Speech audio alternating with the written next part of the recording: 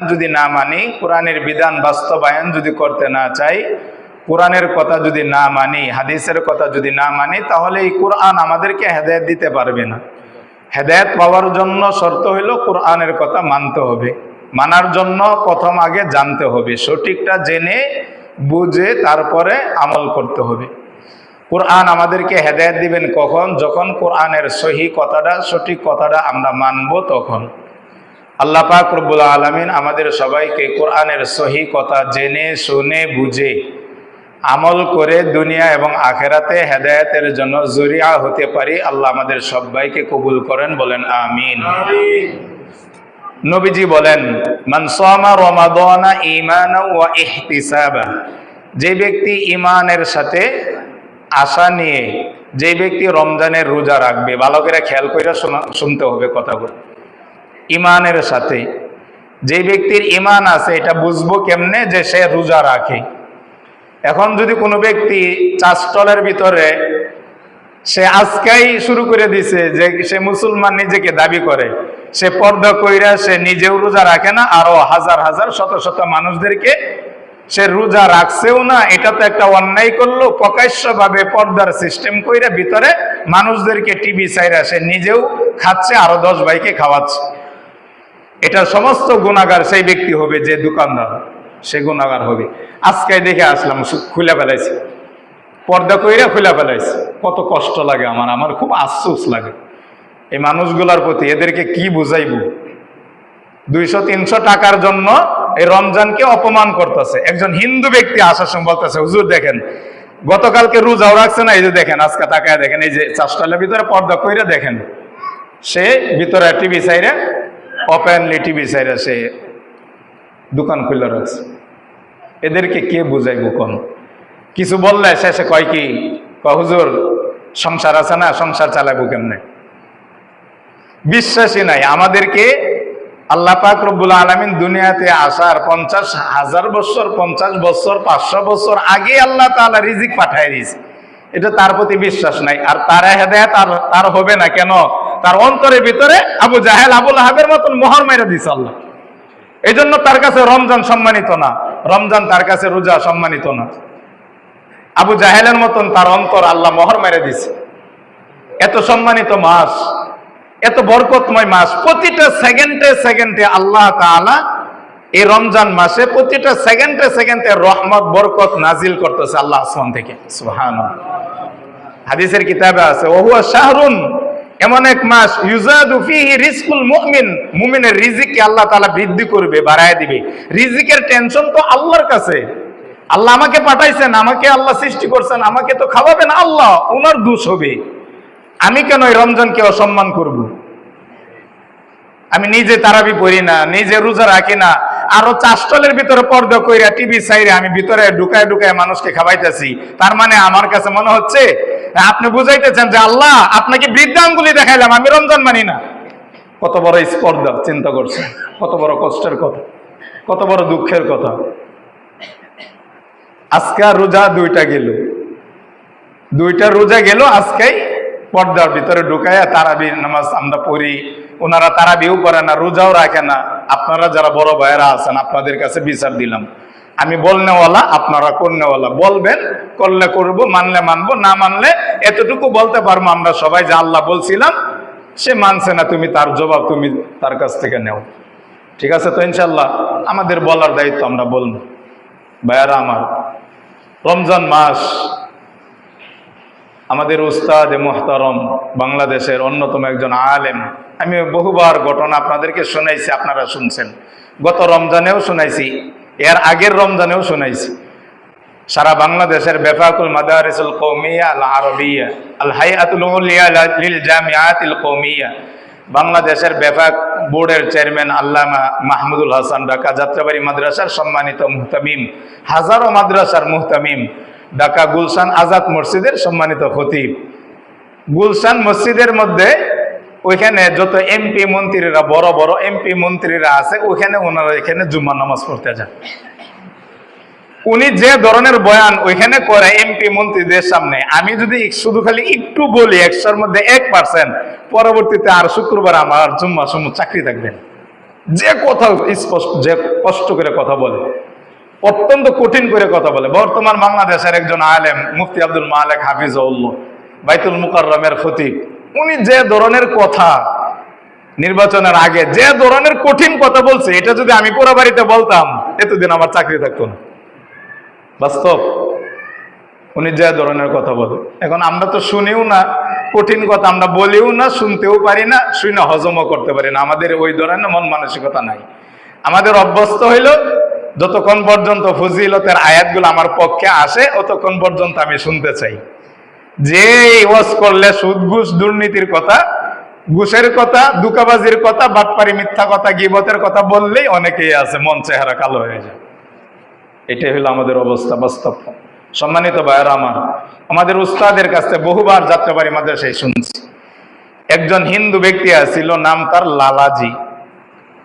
লালাজি জীবিত থাকতে অবস্থায় সে স্বপ্নে দেখছে, ওই জমানার বড় আল্লাহর ওলির কাছে আইসা স্বপ্নে দেখে বলতেছে, উস্তাদজি মাইনে গুজাস্তা রাত মে খাব মে দেখা, মাইনে জান্নাত মে দাখিল হো গিয়া। হিন্দু ছিল, জীবিত থাকতেই সে উস্তাদের কাছে, বড় একজন আল্লাহ ওয়ালার কাছে গিয়ে বলতেছে, উস্তাদজি আমি তো আসলে বিষয়টা ক্লিয়ার না, বুঝতে পারতেছি না, আমি তো হিন্দু ও মুসলিম, আমি তো মুসলমান না, তাহলে এই স্বপ্ন আমি কেন দেখলাম? গতকালকে রাত্রে স্বপ্নে দেখলাম আমি মারা যাওয়ার আগে আল্লাহ আমাকে জান্নাতে প্রবেশ করাই দিয়েছে। সুবহানাল্লাহ। হুজুর খুব বড় আলেম ছিলেন, বিচক্ষণ ছিলেন, তরিকার লাইনের খুব মেহনতি ছিলেন, শরীয়ত মারেফত হাকিকত তরিকতের আলেম ছিলেন। হুজুর বললেন, ঠিক আছে তুমি স্বপ্নে দেখছো, মানুষ তো কত রকমই স্বপ্ন দেখে, ক্বালু আদওয়াসু ফিল আহলাম। 12 নম্বর পড়ায় আল্লাহ পাক রব্বুল আলামিন বলছেন যে মানুষ বিভিন্ন ধরনের স্বপ্ন দেখে, বিভিন্ন ধরনের স্বপ্নের ব্যাখ্যা হতে পারে, তো হয়তোবা তুমি এই ধরনের কোনো স্বপ্ন দেখছো।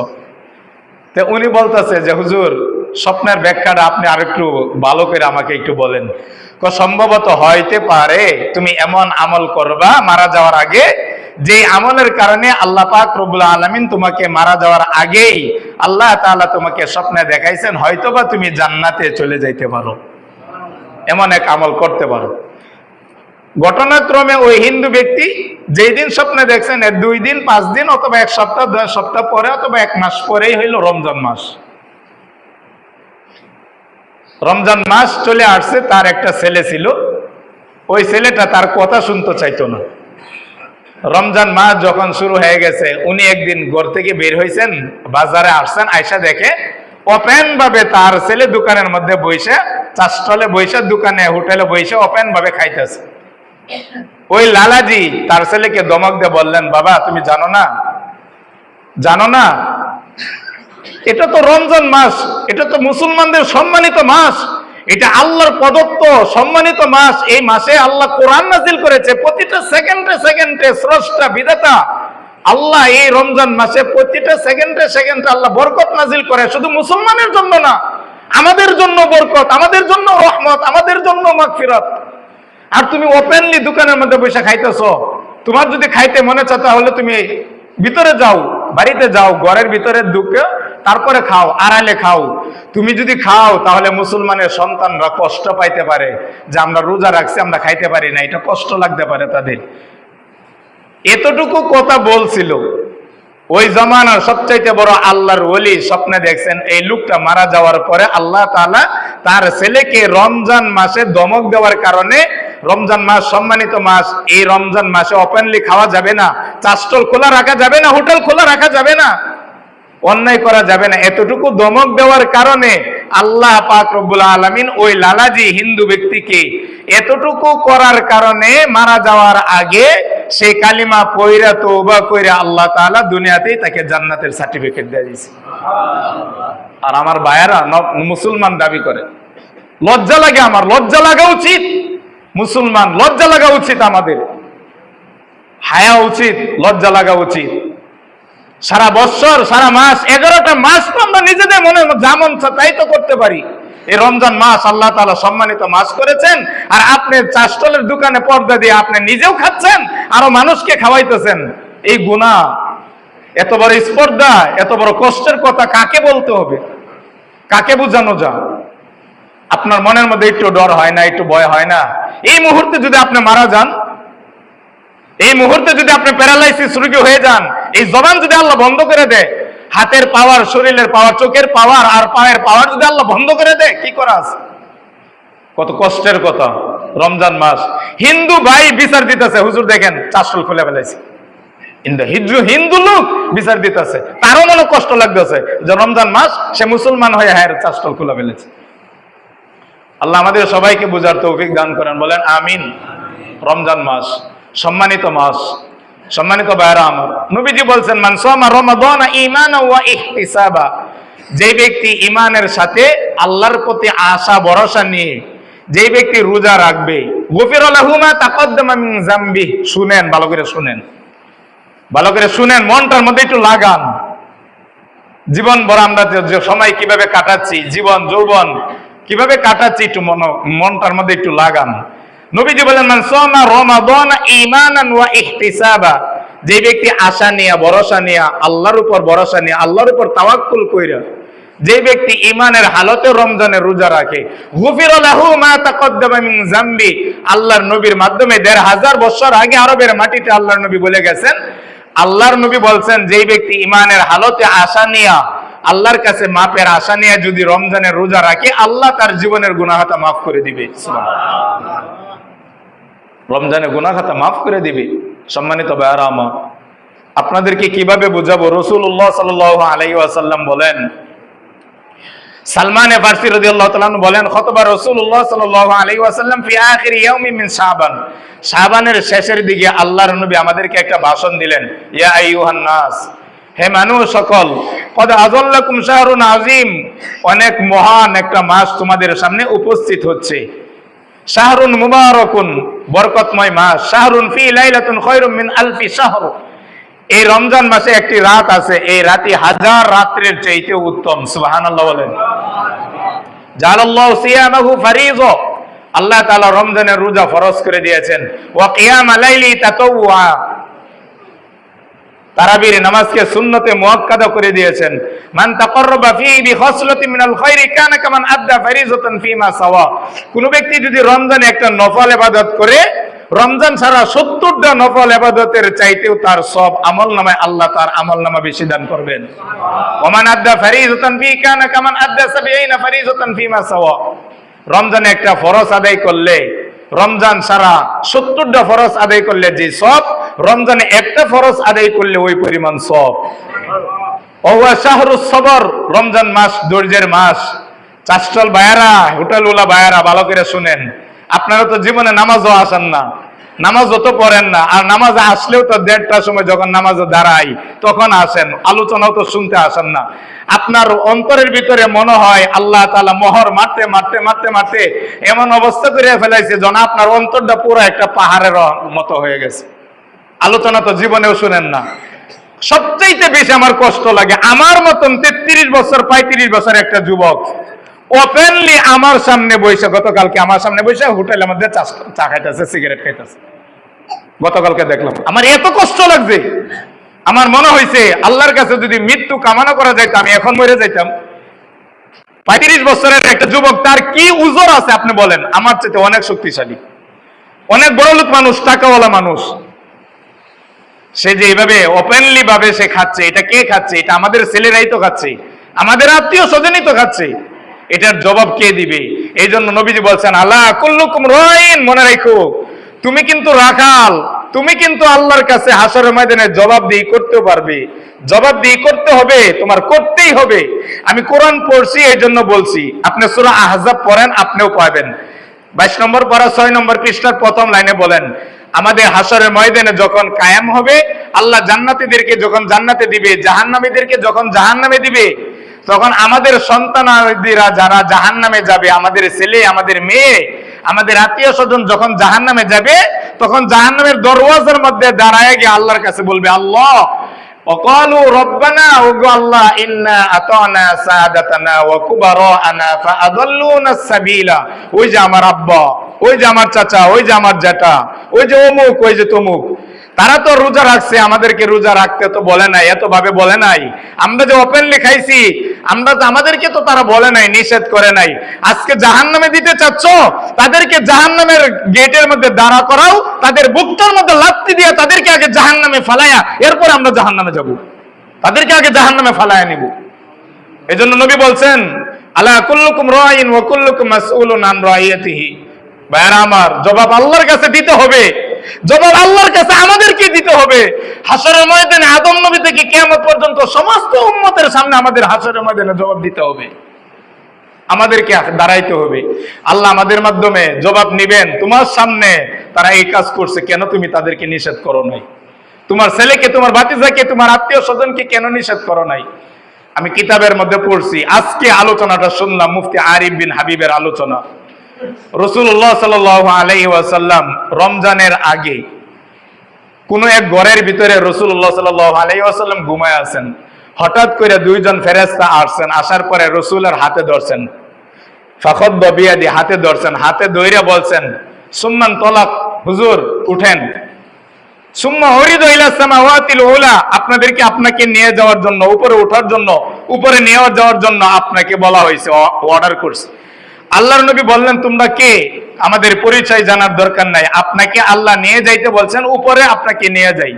আল্লাহর নবীকে উপরে নিয়ে গেছেন। উপরে নিতে নিতে নিতে নিতে বিরাট বড় ময়দান, পাহাড় আর পাহাড়, জঙ্গল আর জঙ্গল, মরুভূমি আর মরুভূমি, বিশাল মরুভূমি, বিশাল পাহাড়, এরকম একটা পাহাড়ের চূড়ায় নিয়ে গেছেন। আল্লাহর নবী তাকায় দেখেন অন্ধকার, উপরেও পাহাড়, নিচেও পাহাড়, চতুর্দিক দিয়ে পাহাড়, শুধু পাহাড় আর পাহাড়, মরুভূমি আর মরুভূমি। ওই মরুভূমি থেকে, নিচে থেকে, ডাইনে থেকে, বামে থেকে, সামনে থেকে, পিছন থেকে, উপর থেকে, নিচে থেকে মনে হচ্ছে এত জোরে বিকট করে চিৎকার মারতেছে, কে জানি চিৎকার মেরে মেরে কান্না করতেছে। আল্লাহর নবী জিজ্ঞেস করলেন, এ আখি, হে আমার ভাই, এ আখিল কাবির, হে আমার ভাই, আমাকে কোথায় নিয়ে আসলো? আমাকে তোমরা কোথায় নিয়ে আসলে? এত জোরে, এত বিকট আওয়াজ, এত কান্নার আওয়াজ, এত চিৎকারের আওয়াজ কোত্থেকে আসছে? ফেরেশতারা বললেন, আল্লাহর নবী, আল্লাহ তাআলা আপনাকে দেখানোর জন্য আনছেন, এই জায়গায় আপনাকে দেখানোর জন্য আনছেন যে এত জোরে জোরে আওয়াজ হচ্ছে কোত্থেকে। সুম্মা উরিদু ইলা সামাওয়াতিল উলা, আরো উপরের দিকে নিয়ে গেলেন। নিয়ে যাওয়ার পরে দেখলেন একটা জায়গা থেকে যত ধরনের পচা দুর্গন্ধ আছে, এত ধরনের নিকৃষ্টতম পচা দুর্গন্ধের আওয়াজ আসছে আর চিৎকার মারতেছে। আল্লাহর নবী বললেন, ফেরেশতারা আমাকে নিয়ে আসছো এমন এক জায়গায়, মরুভূমি, কেউ কাউকে দেখা যায় না, চেনা যায় না, এত জোরে জোরে কঠিন আওয়াজ, কঠিন চিৎকার কোত্থেকে আসছে, এত দুর্গন্ধ কোত্থেকে আসছে? ফেরেশতারা আস্তে আস্তে আস্তে আস্তে করে নবীজিকে ওই জায়গায় নিয়ে গেলেন। কথাটা ভালো মনোযোগ সহকারে শুনেন। নবীজির কাছে নিয়ে গেলেন, নবীজিকে নিয়ে গেলেন ওই জায়গায়, গিয়ে দেখে বিশাল বড় বড় দেহের অধিকারী, বিশাল বড় বড় দেহের অধিকারী, তার পা আকাশের উপরে জাহান্নামের আগুনের শিকল দিয়ে বাইন্ধা, মাথা নিচ দিকে দেয়া, জাহান্নামের কেচি দিয়ে ফেরেশতারা তার দুই চোয়াল, এই গাল, জিহ্বা, মুখ, জিহ্বা এগুলা কাটতেছে। আর এই রক্তের আওয়াজ যখন কাটতেছে আর আওয়াজ বাইর হইতেছে, রক্ত বাইর হইতেছে, তারা জোরে জোরে চিৎকার মারতেছে, বাঁচাও বাঁচাও বাঁচাও, কে আছে এখানে, আমাকে বাঁচাও বাঁচাও আমাকে, এরকম জোরে চিৎকার মারতেছে। দুর্গন্ধ, তাদের মুখ থেকে রক্ত বাইর হইতেছে। আল্লাহর নবী ফেরেশতাদেরকে জিজ্ঞাসা করলেন, মান হাযা উলা, এরা কারা? ফেরেশতারা বললেন, আল্লাহর নবী, এরা হলো ওই সমস্ত লোক আপনার উম্মত যারা রমজান মাসে তারা রোজা না রেখে ওপেনলি ভাবে তারা রমজান মাসে খানা খাইতো, তারা এদের সাথে ইলা ইয়াউমিল কিয়ামা, কিয়ামত পর্যন্ত জাহান্নামের ফেরেশতারা তাদেরকে এই আচরণই তাদের সাথে কিয়ামত পর্যন্ত করবে, কিয়ামত পর্যন্ত করবে, কিয়ামত পর্যন্ত করবে। আমার জন্য হবে যদি রোজা না রাখি, আপনার জন্য হবে যদি আপনি রোজা না রাখেন, আপনার জন্য হবে এমন আযাব, আপনার জন্য হবে। রমজান মাস সম্মানিত মাস, রহমতের মাস, বরকতের মাস, নাজাতের মাস, মাগফিরাতের মাস, সুফেদাতিস শায়াতিন ওয়া মাদদাতুল জিন। আল্লাহর নবী বলছেন, এই রমজান মাসে আমি আল্লাহ জাহান্নামের সব দরজা বন্ধ করে দেই, জান্নাতের সব দরওয়াজা মুমিন বান্দাদের জন্য আমি আল্লাহ খুলে দেই। আমাদের জন্য, রমজানের জন্য, আমাদের জন্য রমজানে আল্লাহ জাহান্নামের দরজা বন্ধ করে দিয়েছেন, জান্নাতের দরজা ওপেনলি 8টা দরজা জান্নাতের খুলে দিয়েছেন। আর আমি ওপেনলি বসে বসে, চাষটলে বসে বসে আমি টিভি দেখি আর খাই। হোটেলের মধ্যে খাই। কি বলবো, দুঃখের কথা। আল্লাহ আমাদের ভাইদেরকে বুঝার তৌফিক দান করেন, বলেন আমিন। রমজান মাস ধৈর্যের মাস, রমজান মাস রহমতের মাস। আউয়ালুহু রহমা, রমজানের প্রথম 10 দিন আল্লাহ তাআলা ভাগ করে দিয়েছেন যে রমজান আউয়ালুহু রহমা, রমজান প্রথম 10 দিন আমি আল্লাহ ভাগ করে দিলাম, শুধু রহমত দিমু। আসমান থেকে আমি আল্লাহ তুমি খালি রহমত নাজিল করমু, রহমত নাজিল করমু। ওয়া আওসাতুহু মাগফিরা, মাঝখানের 10 দিন আমি আল্লাহ সব মানুষদেরকে ক্ষমা করতে থাকবো। ওয়া আখিরু ইতকুম মিন আযাবিন নার, আর শেষ 10 দিন আমি আল্লাহ জাহান্নাম থেকে মানুষদেরকে মুক্তি দিতে থাকবো। নবীজি বলছেন তোমরা বেশি বেশি রমজানে 4টা আমল করবা। কয়টা আমল? 4টা আমল করবা। এক, শাহাদাতি আল্লাহ ইলাহা ইল্লাল্লাহ, বেশি বেশি জিকির করবা। বলেন সুবহানাল্লাহ, বলেন সবাই বলেন আলহামদুলিল্লাহ, আল্লাহু আকবার, লা ইলাহা ইল্লাল্লাহ। যদি সময় পান, যখনই পান, যেখানেই থাকেন, উযু করতে হবে না, মসজিদে আসতে হবে না, হুজুরের কাছে যাওয়ার দরকার নেই। আপনি যেখানে বসে আছেন সময় পাইলে এই 4টা আমল করেন। সুবহানাল্লাহ, আলহামদুলিল্লাহ, আল্লাহু আকবার, লা ইলাহা ইল্লাল্লাহ, জিকিরগুলো করেন। নবীজি বললেন তোমরা রমজানে 4টা বেশি বেশি আমল করবা। এক, শাহাদাতি আল্লাহ ইলাহা ইল্লাল্লাহ, বেশি বেশি লা ইলাহা ইল্লাল্লাহ, অন্য জিকির আজগার বেশি বেশি জিকির করবা। 2 নম্বর, তুস্তাগফিরু রাব্বাকুম, তুমি তোমার রবের কাছে মাপ চাইবা। বলেন আল্লাহ আমাদেরকে ক্ষমা করেন, বলেন আল্লাহ আমাদেরকে ক্ষমা করেন, বলেন। নবীজি হাদিসের ভিতরে বলছেন কেউ যদি এইভাবে বলে আল্লাহ আমাকে মাফ করো, আমার আব্বাকে মাফ করো, আম্মাকে মাফ করো, আমার পূর্বপুরুষদেরকে মাফ করো, উম্মতকে মাফ করো, তার এই কথা বলার সাথে সাথে আল্লাহ পাক রব্বুল আলামিন তাকে মাফ করে দেয়। এক সাহাবী প্রশ্ন করছে, হুজুর আমি যে দোয়া করলাম আল্লাহ তুমি আমাকে মাফ করো, আমাকে আল্লাহ একবার মাফ করলেন, আবার যদি আমি বলি হুজুর আল্লাহ আমাকে মাফ করো, তাহলে কি আল্লাহ আবার মাফ করবেন? আল্লাহর নবী বলছেন তুমি যদি দৈনিক 70 বার বলো আল্লাহ তুমি আমাকে মাফ করো, আল্লাহ তুমি আমাকে মাফ করো, আল্লাহ তুমি আমাকে মাফ করো, আমার আব্বা আম্মাকে মাফ করো, আমাদের ঘরওয়ালাদেরকে মাফ করো, আমাদের আত্মীয় স্বজনদেরকে মাফ করো, তুমি যতবার বলবা আল্লাহ পাক ততবার তোমাকে ক্ষমা করে দিবেন। সুবহানাল্লাহ। বেশি বেশি জিকির করা। 2 নম্বর, আল্লাহর কাছে ক্ষমা চাওয়া। 3 নম্বর, এই দোয়া করা, আল্লাহুম্মা ইন্না নাসআলুকাল জান্নাহ, আল্লাহ তুমি আমাদের সবাইকে জান্নাত দাও। আমিন বলেন, জোরে বলেন আমিন। আল্লাহ তুমি আমাদের সবাইকে জান্নাত দাও, বলেন আমিন। আমি দোয়া করি, আপনারা বলবেন আমিন। আল্লাহুম্মা ইন্না নাসআলুকাল জান্নাহ, জোরে বলবেন আল্লাহুম্মা ইন্না নাসআলুকাল জান্নাহ। 3 নম্বর, বেশি বেশি জান্নাত চাইবা। 4 নম্বর, ওয়া নাউযু বিকা মিনান নার, জাহান্নাম থেকে মুক্তি চাইবা, বলেন আমিন। আল্লাহ আমাদের সবাইকে এই 4টা আমল বেশি বেশি করার তৌফিক দান করেন, বলেন আমিন। রমজান মাস ধৈর্য ধরার মাস, গরম আসতেছে, রমজান মাসে একটু কষ্ট লাগবে, ধৈর্য ধারণ করলে আল্লাহ পাক রব্বুল আলামিন বলছেন ওয়াসসাবরু ওয়া হুয়া সাওয়াবুহু আল জান্নাহ, ধৈর্য ধারণ করলে আমি আল্লাহ তাআলা তোমাদেরকে জান্নাত দান করব। সম্মানিত ভাইরা, শেষ করছি হাদিসটা শোনায়া। রাসূলুল্লাহ সাল্লাল্লাহু আলাইহি ওয়াসাল্লাম বলেন, গত শুক্রবারেও বলছিলাম এখনো বলতেছি, মান ফাত্তারা সাইমান, কোন ব্যক্তি রোজাদারকে ইফতার করাইলে আল্লাহ পাক রব্বুল আলামিন ইফতার করানোর কারণে, রোজাদারকে ইফতার করানোর কারণে আল্লাহ তাআলা তাকে মাফ করে দিবেন। সুবহানাল্লাহ। ঘরের কাজের লোক, দোকানের লোক, কোম্পানির লোক, অথবা আমার দোকানে একজন লোক কাজ করে, তাকে একটু বোঝা হালকা করে দিবেন, ডিউটি একটু কমায় দিবেন। এটার কারণেও আল্লাহ রাসূল সাল্লাল্লাহু আলাইহি ওয়াসাল্লাম বলছেন, এটার কারণেও আমি আল্লাহ তাআলা রাসূলের মাধ্যমে বললাম তুমি যদি রমজানে কাজের লোককে একটু কাজের বোঝা কমায় দাও, এটার কারণেও আমি আল্লাহ তাআলা তোমাকে জাহান্নাম থেকে মুক্তি দান করব। রমজানের রোজা রাখলে অনেক সওয়াব, তারাবি নামাজ পড়লে অনেক সওয়াব। রমজান মাসে বেশি বেশি দান সদকা করব, নিজের জন্য, নিজের ছেলে মেয়ের জন্য, মা বাবার জন্য, যারা কবরে চলে গেছেন তাদের জন্য, যারা জীবিত আছেন তাদের জন্য, আপনার পরিবারস্থ যারা আছেন তাদের জন্য, ছোটদের জন্য, বড়দের জন্য, সকলের জন্য বেশি বেশি দান সদকা করার চেষ্টা করব। আল্লাহ পাক রব্বুল আলামিন আমাদের সবাইকে এই রমজান মাস যেভাবে কাটানোর দরকার, আল্লাহ যেন আমরা এই রমজান মাসকে সুন্দরভাবে কাটাইতে পারি, আল্লাহ আমাদের সবাইকে তৌফিক দান করেন, বলেন আমিন। সম্মানিত ভাইরা আমার, গত রমজান মাসে, গত শুক্রবারেও বলছিলাম, অনেক মাদ্রাসা থেকে চিঠি আসে, অনেক মাদ্রাসার উস্তাদরা বলে আমাদের এই মসজিদে প্রতিদিন ইফতার হয়, প্রায় 30-35 জনের মতন এরকম অনেক কম বেশ হয়। বিশেষ করে শুক্রবার সোমবার বাজারের দিন একটু কম বেশ হয়, আর কি একটু বেশি হয়, অন্যদিন একটু কম হয়। আমাদের এখানেও আছে। 30 দিন যদি আপনারা শুধু খালি যদি 500 টাকা অথবা 1000 টাকা বাজেট করেন যে হুজুর আমি একজন মানুষ, আমি রমজানে একদিন আমি ইফতার খাওয়াইবো, আপনারা 30 জন মানুষ আমাদের এই মসজিদে ইফতারি ব্যবস্থা করে দিতে পারেন, করে দিতে পারেন না ইনশাল্লাহ? আপনারা আছেন, গত রমজানে করছেন, গতকালকে আমাদের এক ভাই দিছেন, আলহামদুলিল্লাহ ইফতার করাইছেন। আপনারাও যারা আছেন ইনশাল্লাহ চেষ্টা করবেন। বাকি আমাদের আশপাশে যত মাদ্রাসাগুলো আছে, এতিম অসহায় অনেক গরিব ছাত্ররা আছে, ওই মাদ্রাসার প্রতি আপনারা একটু ব্যবস্থা করবেন অথবা একটু নজর রাখবেন।